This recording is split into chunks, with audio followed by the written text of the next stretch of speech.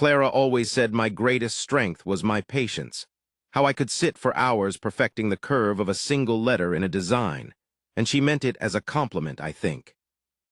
We had built a life together over 5 years, a comfortable world inside the sun-drenched loft apartment I had found and fallen in love with long before she moved in.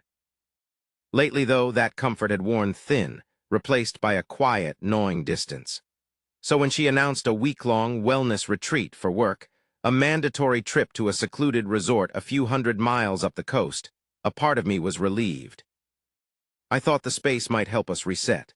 I hugged her goodbye at the door, smelling the familiar scent of her gardenia perfume, and told her to have a good time. That night, I decided to treat myself to dinner at a little Italian place downtown I loved, the kind with checkered tablecloths and candles in wine bottles. And that's when I saw her. She was sitting on the patio, not at a secluded resort, but at a trendy bistro across the street, laughing, her head tilted back as a man I recognized as one of her wealthy clients leaned in close, his hand resting casually on her back. The world didn't crash down in a wave of noise, it just went silent.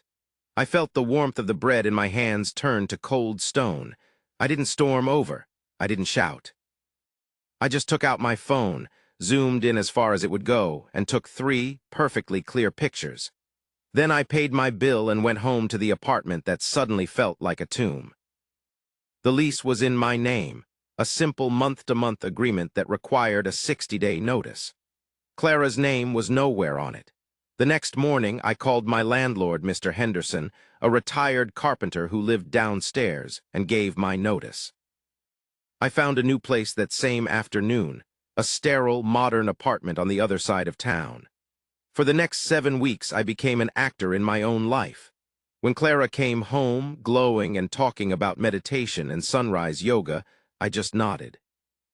I let her stories of the retreat wash over me, a fantasy I was no longer a part of. She started staying out late more often, citing work dinners or drinks with friends, sometimes texting that she was crashing at a girlfriend's place. I'd just reply with a simple, "Okay, be safe." I played the part of the slightly distant but still dedicated partner, even suggesting we look into couples counseling, a suggestion she easily swatted away. Mr. Henderson was my silent partner in crime.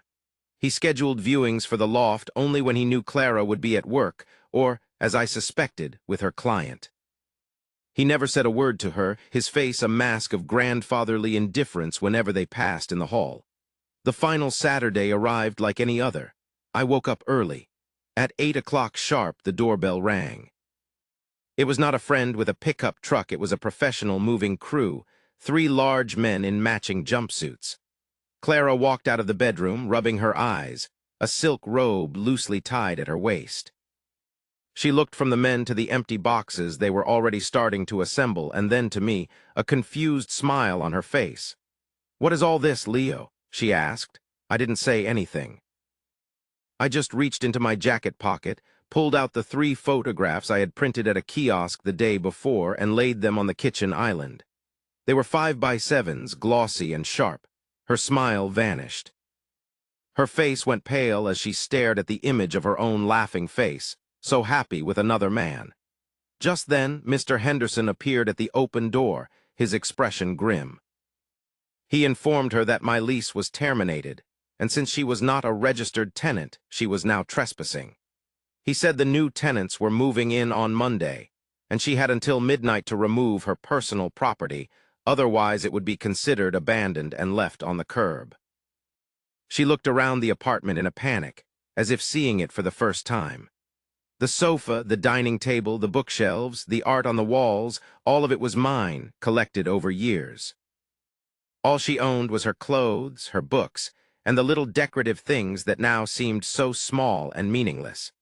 The movers worked with brutal efficiency, leaving her belongings in a growing pile in the center of the living room.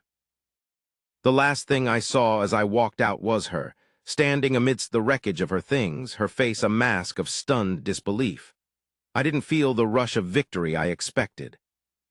Driving to my new, empty apartment, I looked at my own reflection in the rearview mirror, and I didn't fully recognize the man staring back.